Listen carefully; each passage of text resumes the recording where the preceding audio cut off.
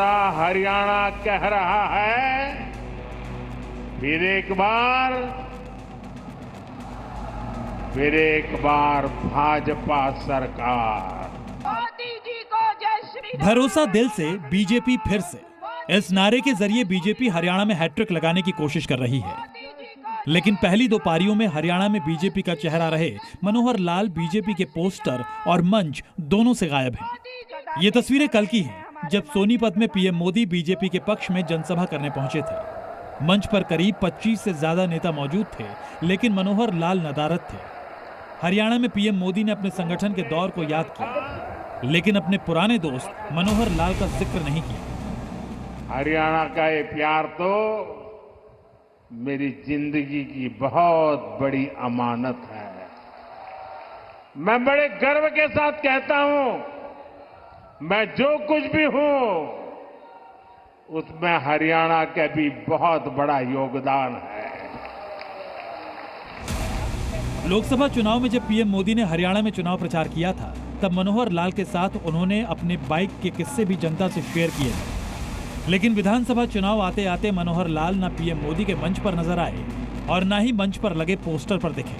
Bharatiya Janata party के अंदर खाने से बात आई है, यदि कोई भारतीय जनता पार्टी प्रत्याशी जीत भी रहा हो और वहां खट्टर साहब की सभा करा दें तो हारने की गारंटी हो जाती है। तो इसलिए कोई खट्टर साहब को नहीं ले जा रहे हैं। माना जा रहा है कि हरियाणा में बीजेपी एंटी इनकम्बेंसी फैक्टर और किसान आंदोलन की लहर का सामना कर रही है। इसी को कम करने के लिए बीजेपी ने किसानों पर कंगना की टिप्पणी से किनारा किया था। कंगना के बयान का विवाद ठंडा भी नहीं हुआ था कि मनोहर लाल के ताजा बयान ने बीजेपी की परेशानी बढ़ा दी। उस पार लोग बैठे हैं, पहली बात बता रहा हूं, किसान नहीं है। किसान का मुखौटा पहन करके कुछ ऐसे लोग जो सिस्टम को खराब करना चाहते हैं।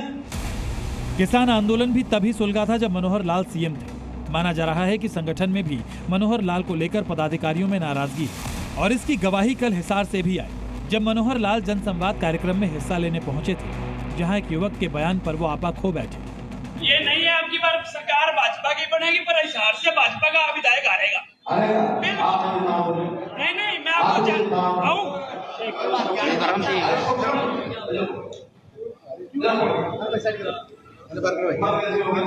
हिम्मत किस चीज की?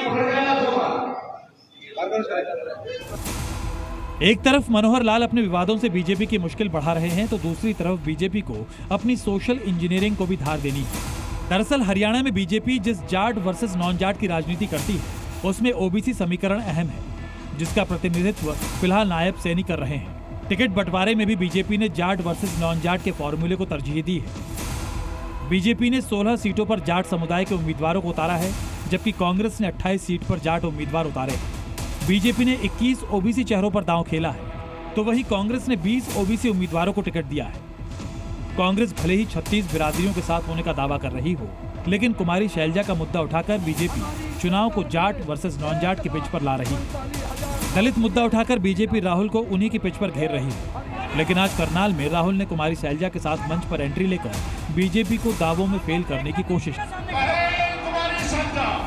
हरियाणा एक साथ लड़ेगा, सबकी सरकार बनेगी, खुशी से बनेगी। चुनाव में कांग्रेस पार्टी स्वीप करने जा रही है, आंधी आ रही है। हरियाणा में कांग्रेस क्लीन स्वीप करेगी या बीजेपी हैट्रिक लगाएगी, इसका फैसला जनता 5 अक्टूबर को करेगी और 8 अक्टूबर को पता चलेगा कि हरियाणा में कौन लठ गाड़ेगा। राहुल मिश्रा, करनाल, जी मीडिया।